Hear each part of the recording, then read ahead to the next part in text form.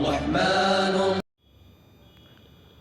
نحمده ونصلي ونسلم على رسوله الكريم اما بعد فاعوذ بالله من الشیطان الرجیم بسم اللہ الرحمن الرحیم اهدنا الصراط المستقیم آمنت باللہ صدق اللہ العظیم اللہم صلی علی سیدنا و مولانا محمد وعلی آل سیدنا و مولانا محمد وبارک وسلم صلاۃ و سلاما علیک یا رسول اللہ صلاۃ و سلاما علیک یا حبیب اللہ صلی اللہ تعالی علیہ وسلم۔ معزز ناظرین، السلام علیکم ورحمۃ اللہ وبرکاتہ۔ آج بحمدہ تعالی و بتوفیق الہی پھر ایک عنوان لے کر ہم حاضر ہوئے ہیں۔ آج کے عنوان کا نام یہ ہے کہ کیا ننگے سر نماز پڑھنا یہ سنت کے مطابق ہے یا خلاف سنت ہے؟ عام طور پر ہم مساجدوں میں دیکھتے ہیں کہ لوگ یوں ہی نماز میں چلے آتے ہیں، نہ انہیں کپڑوں کا خیال رہتا ہے کہ کس کپڑے میں ہمیں نماز پڑھنا چاہیے، نہ انہیں ادب کا خیال رہتا ہے۔ بہت سارے لوگ ننگے سر بھی نماز پڑھنے چلے آتے ہیں اور نماز پڑھتے ہیں، اور بڑے فخریہ انداز میں کہتے ہیں کہ ٹوپی کوئی ضروری چیز نہیں ہے، وداؤٹ ٹوپی بھی نماز ہو جاتی ہے۔ ہم آپ سے عرض کرنا چاہتے ہیں کہ نماز یہ خدا کی عبادت ہے جو ہمیں خدا کی بارگاہ میں حاضر ہونے کا ادب سکھاتی ہے۔ تو جب تک اس نماز میں ادب کا خیال ہم نہیں رکھیں گے، ہماری عبادت صحیح اور مقبول نہیں ہو سکتی۔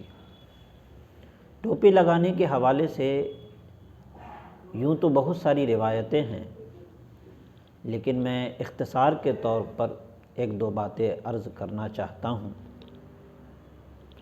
مرقات المفاتیح شرح مشکات المصابیح، جلد 7، صفحہ نمبر حدیث نمبر 2774۔ اس حدیث کے راوی حضرت عبداللہ ابن عباس رضی اللہ تعالی عنہ ہیں۔ آپ فرماتے ہیں کان یلبس القلانس تحت العمائم وبغیر العمائم ویلبس العمائم بغیر قلانس۔ فرماتے ہیں کہ حضور صلی اللہ علیہ وسلم عمامہ کے ساتھ نیچے ٹوپیاں پہنتے تھے، یعنی سرکار دو عالم صلی اللہ علیہ وسلم جب عمامہ باندھتے تھے تو عمامہ کے نیچے ٹوپی پہنا کرتے تھے۔ اس کے بعد پھر آگے ارشاد فرمایا کبھی صرف ٹوپی ہی پہنتے۔ تو اس حدیث سے ہمیں یہ معلوم ہوا کہ آقا کریم صلی اللہ علیہ وسلم کی سنت یہ کبھی نہیں رہی کہ وداؤٹ ٹوپی یا بغیر کسی کپڑے کو سر پہ رکھے ہوئے آپ خدا کی ایک مقبول عبادت نماز کی طرف یا نماز کا ارادہ بھی کیا ہو۔ یہ نبی پاک صلی اللہ علیہ وسلم کی سنت سے ثابت ہے کہ سر پر کچھ نہ کچھ کپڑا رکھ کر کے یا تو عمامہ باندھیں، یہ نبی کی سنت ہے جو آقا کریم صلی اللہ علیہ وسلم نے اپنی زندگی کے آخری لمحے تک آپ نے اس کو برقرار رکھا، یہ سنت ہے۔ اور دوسری بات یہ ہے کہ اگر عمامہ نہ ہو سکے تو کم از کم ٹوپی تو ضرور پہنے، اس لیے کہ نبی پاک صلی اللہ علیہ وسلم کی پوری زندگی میں ننگے سر نماز پڑھنے کا حکم کہیں سے نہیں ملتا، نہ آپ کی سنت میں ہے اور نہ آپ کے طریقے میں ہے۔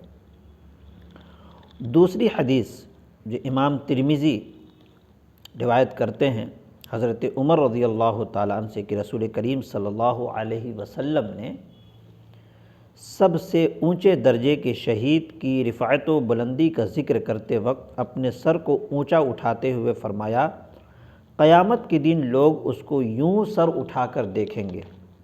یہ ارشاد فرماتے وقت آپ صلی اللہ علیہ وسلم کی ٹوپی یا روایت بیان کرتے وقت حضرت عمر رضی اللہ عنہ کی ٹوپی گر گئی۔ یہ حدیث سنن ترمذی میں جلد نمبر 3 صفحہ نمبر 229 پر یہ حدیث مروی ہے۔